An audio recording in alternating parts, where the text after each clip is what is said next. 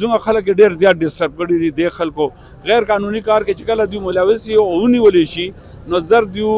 تورخم بارډر نه ووړي او نه هغه جرایم ختمېدی شي دې سره جرایم دا زیاتېږي او مختلف مواقعات کې دوی ملوث دي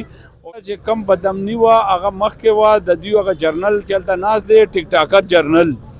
چې پاکستان خلاف چې کم هرزه سرایي کوي هلته نو اول خو تاسو هغه وګورئ چې انټرنیشنل لیول باندې هغه لګیا دی ټیک ټاکر جرنل دی هغه ټیک ټاکر جرنل چې دی زموږ پاکستان خلاف چې خبرې کوي او وایي دلته ډېر امن دی او ارزاني ده نو دا خپل کسان دی واپس راغواړي. بسم الله الرحمن الرحیم. السلام علیکم کتونکو. کاشف عارف یم پیښور پریس کلب مخې ته موجود یم د تنظیم تاجران پیښور غړي چې کم دي راغلي پیښور پریس کلب مخې ته احتجاج کوي چې کم غیر ملکی وګړي دي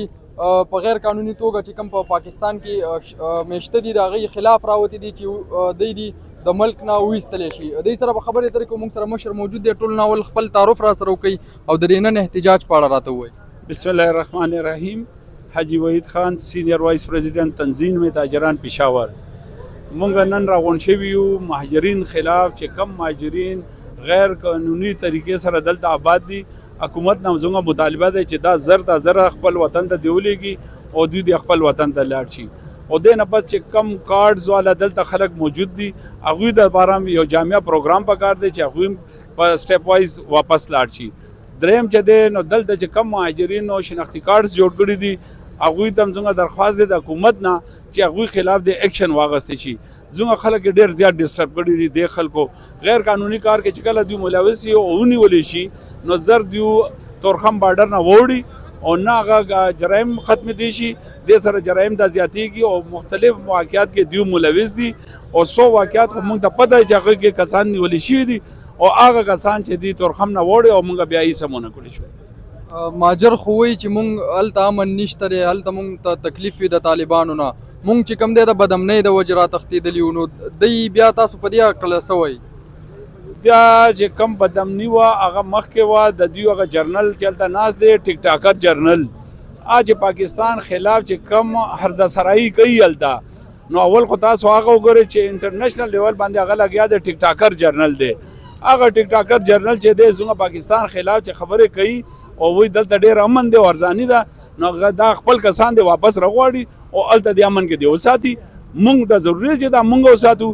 40-50 سال خو مونږ دا خپله روټۍ دوی سره نیمه کا او دوی له کورونه هم ورکړه زیونه هم ورکړ هر قسمه تعاون عوام کړی دی دوی سره حکومت که کړي که نه عوام دوی سره مکمل تعاون کړی. اوس زموږ عوام لږه ریلیکس کوي او پرېږدي چې خپل روزګار وکړي خپل کاروبار وکړي او خپل ښار سنبال کړي دا نه چې زموږ ښار خرڅ شي. نور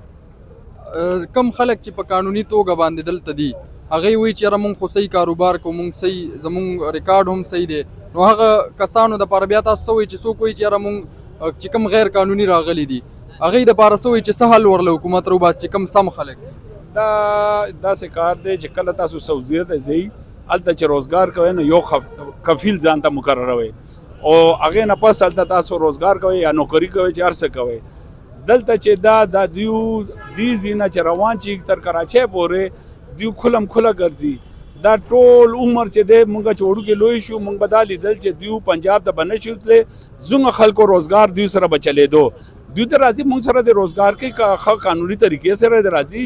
خپل پاسپورټ ډالي راځي روزګار دی کوي مونږ دې نه منې کوو روزګار خو چې ته په امن چې خپل ملک ته لاړ چې ته به الله ما سره به روزګار وکړې. دلته زموږ خلکو نه پیسې والې شوي دي هغه خلک افغانستان ته تللي دي هلته نه روزګار کوي او زموږ خلک دیوالیه شو د دې به څوک ذمواري آیا زموږ حکومت هغه خلکو له ریلیف به ورکوي چې چا نه دې خلکو پیسې ووالې او زیاتی یې وکړو ورسره. صحیح شو. کتونکو تاسو د دغه مشر خبرې واورېدې دی وایي چې کم غیر قانوني مهاجر دي دی بې دخل کړي یا د حکومت د دې دپاره یو پالیسي جوړه کړي. مننه.